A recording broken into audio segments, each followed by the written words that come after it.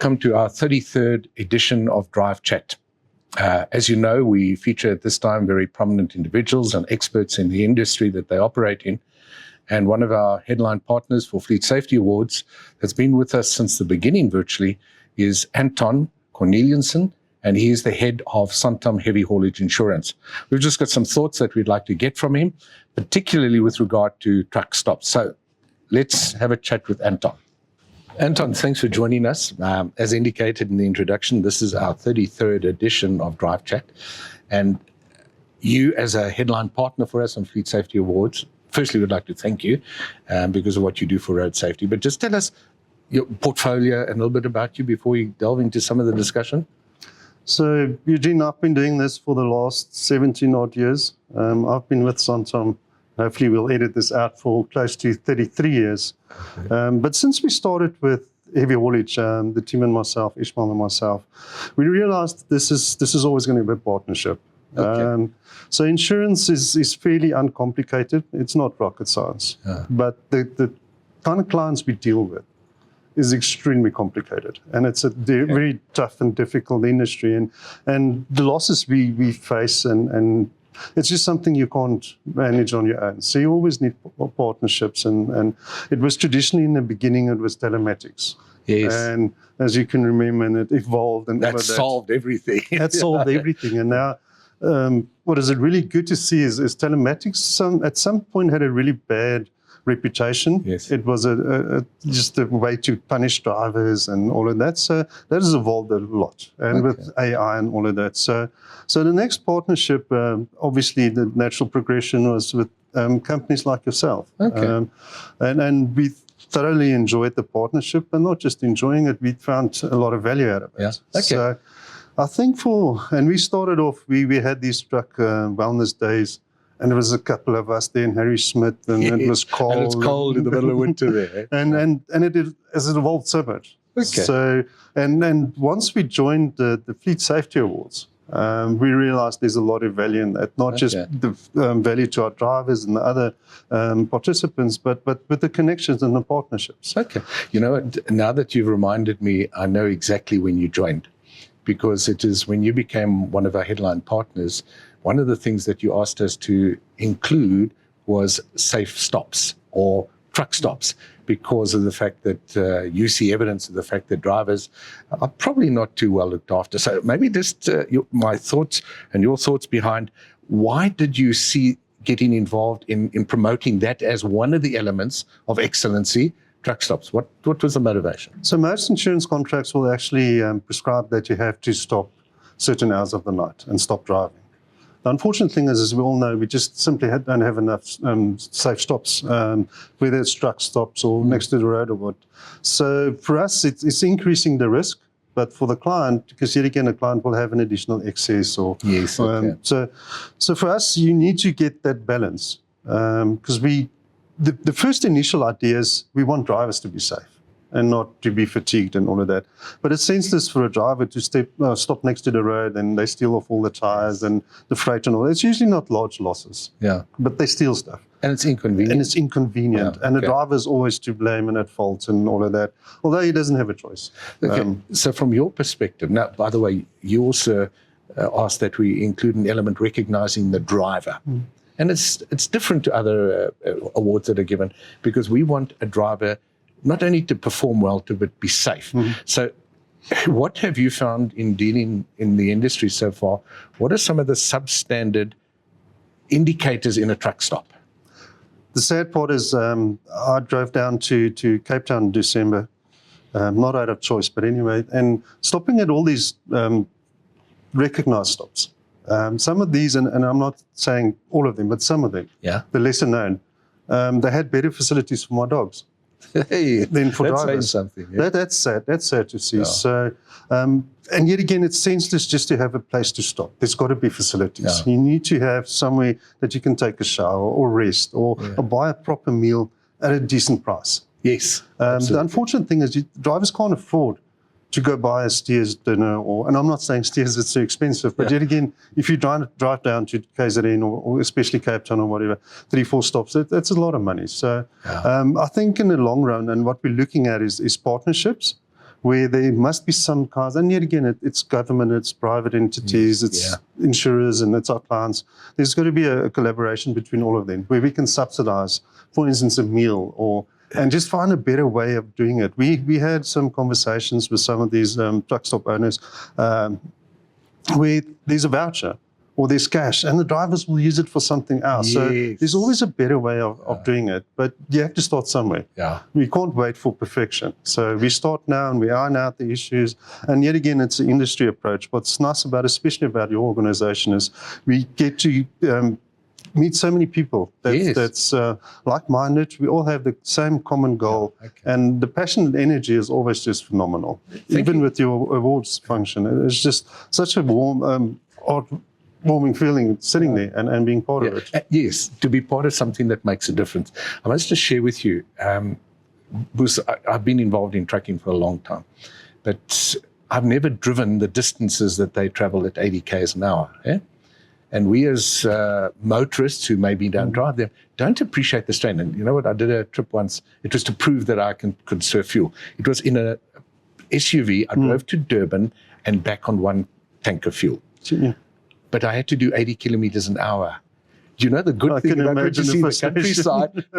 All these cars are flying past you. So for motorists who drive passenger vehicles, they don't understand the challenges that a trucker has. And I do think that by doing things such as this, we sensitize other road users to the challenges. But maybe you can talk to the changes in the trucking industry with regard to telematics and a few other things. And I saw a nice product working the other day against fatigue. What are the changes that you see that will impact on truck stops, or should impact maybe? Yeah.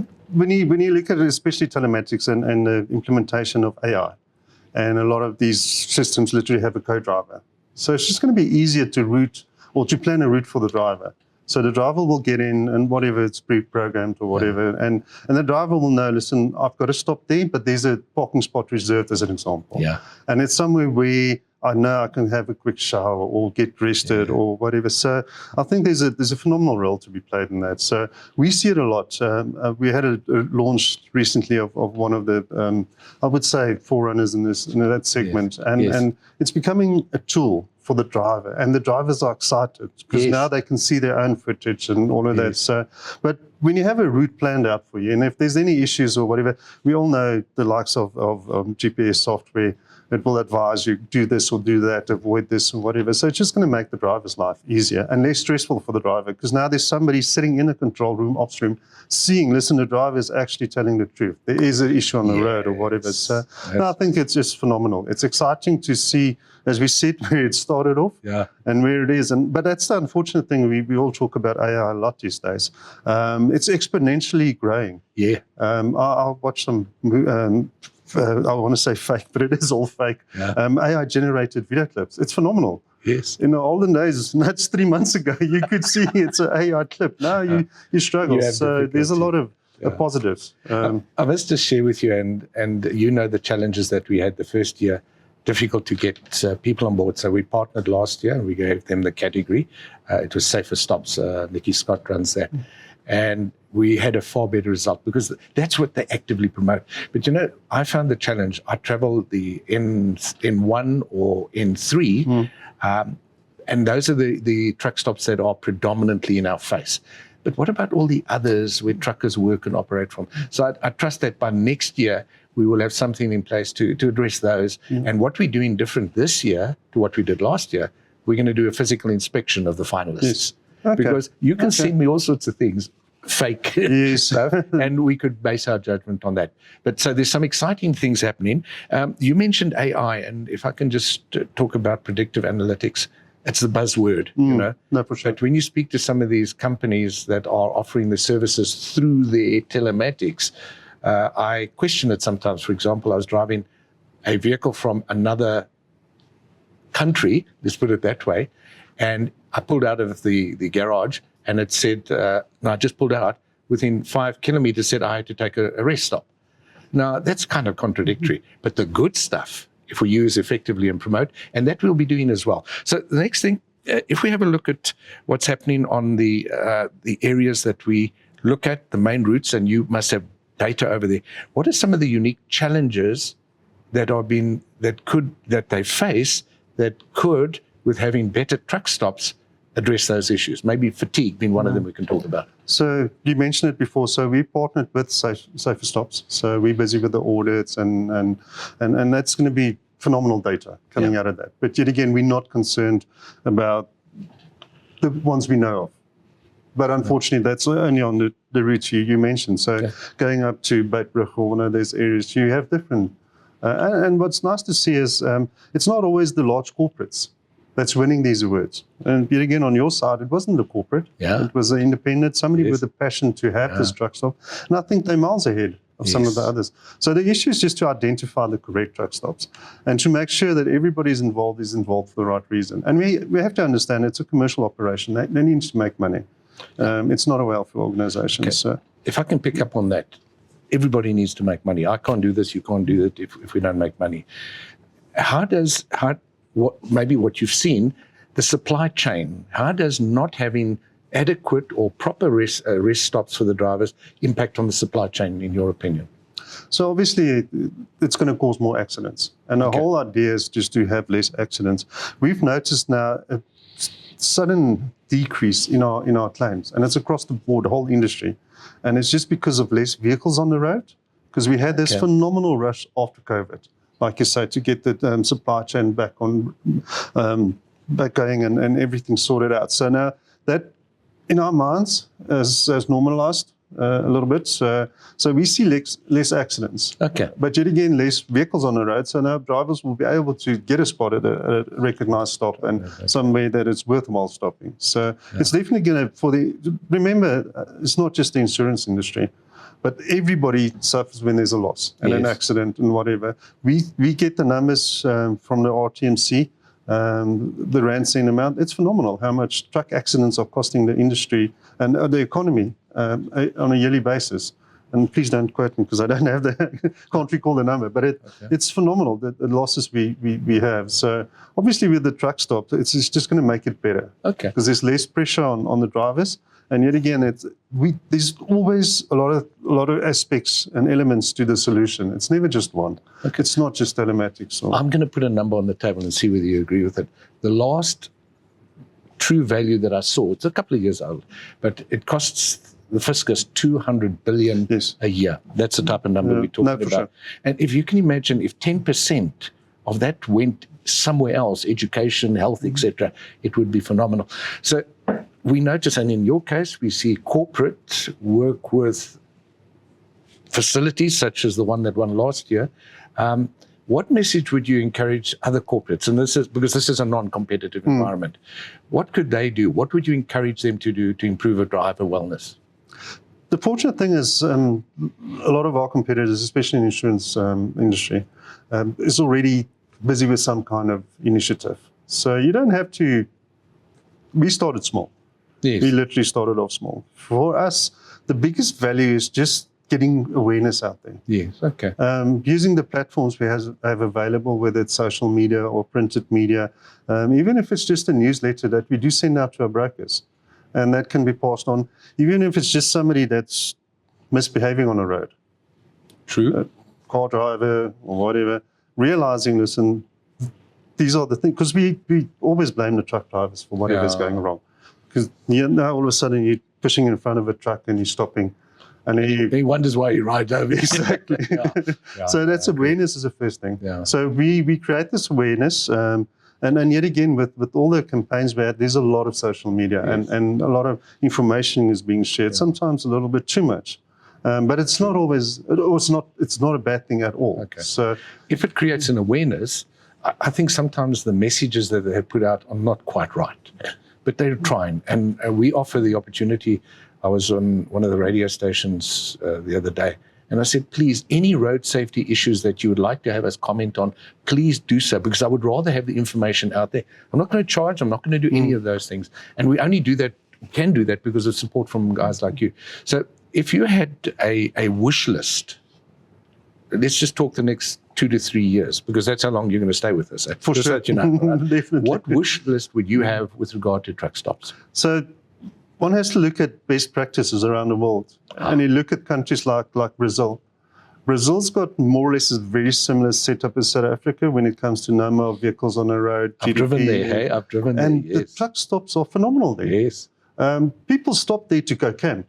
They stop there to have dinner and lunch in the restaurants. Yeah. But it's affordable. Yes. So I'd like to go there. I'll ask my boss if I can go to Brazil. I've got a contact there. So if you want to go visit them, And maybe take insurance to them. Definitely, and just find out how they do that. Yeah. But that's what we need to do, is to make it affordable for operators, because we know operators, there's a very slim margin. Yeah. They cannot afford to spend that kind of money on truck stops and all of that. And yet again, take into account the truck stops got to economically survive and thrive and all of that. So we need that balance, as per usual, between government, private sector and all of that. Okay. So we have the best standards, but it's affordable for everybody. Okay. So any parting words, and in those parting words, would you encourage other organizations out there, I know you've got the headline part, so they can't steal that from you, why they should participate in an activity such as the Fleet Safety Awards? Eugene, what's really amazing about this is it's not limited to Santam clients. We have some of our competitors, and it's very limited, and there's nothing wrong with that. This is open to the whole industry. Yeah, okay.